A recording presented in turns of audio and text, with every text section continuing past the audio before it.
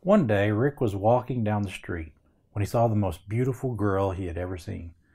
He didn't feel worthy, but he decided to approach her. To his surprise, she was very nice and seemed interested in him. As time went on, Rick and Christy spent a lot of time together. Eventually, he fell in love with her and they got married. Christy was a successful woman in the business world, but she decided to give up her job so she could be there for Rick and be the best wife she could be. Things were great for about 6 months, but Rick got a new job, and it was very demanding, and it started causing problems in their marriage. Rick started missing the evening meals, and even when Christy was near, he didn't talk to her much. Christy loved Rick, but she couldn't force him to love her back. She just hoped he might remember how things used to be and return to those days. Rick started being gone days at a time. He always seemed to have an excuse of why he couldn't be at home. This behavior kept getting worse and worse. How do you think Christy feels about this? How would you rate this relationship on a scale of 1 to 10, with 10 being the best? Do you think this relationship will last?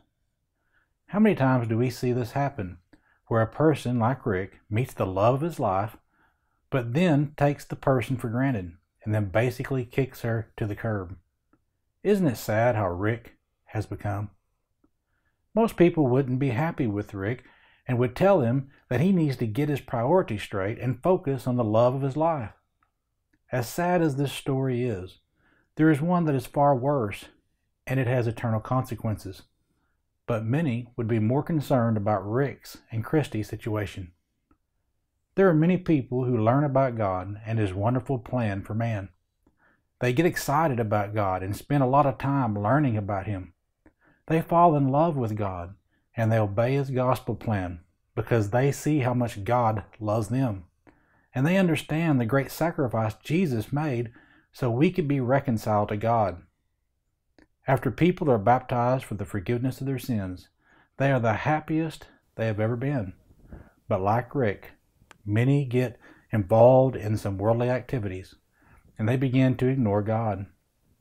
For example, some will attend every worship service and Bible class because they want to learn as much as they can about God, and they want to worship Him with God's family. However, as time goes on, they start cutting out Bible class on Sunday morning because it's too early. Then a little later, they will cut out Sunday evening service because it's too inconvenient. Next on the chopping block is Wednesday night Bible class because it's too boring or because they are too busy living life. Some will continue to attend Sunday morning faithfully for a long time, but finally it becomes too much, so they start making it every other Sunday or maybe once a month until Easter and Christmas are good enough. God loves you, but He will not force you to love Him back. How would you rate your relationship with God from 1 to 10 if you had reached the point of only worshiping God on Easter and Christmas? Do you think this relationship will last? Do you think a person like this will make it to heaven?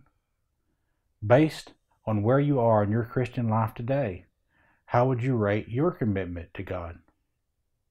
There is much more to Christianity than assembling with the saints and studying together. But this is a good place to begin to see where you are spiritually, because if you're not willing to invest your time in worship and study with your family of God, then you're most likely not going to do anything else for the cause of Christ in your life.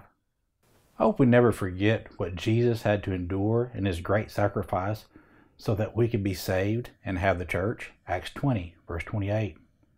Don't take God's grace for granted, because if you do and you don't endure, it will have eternal consequences. 2 Timothy 2, verse 12.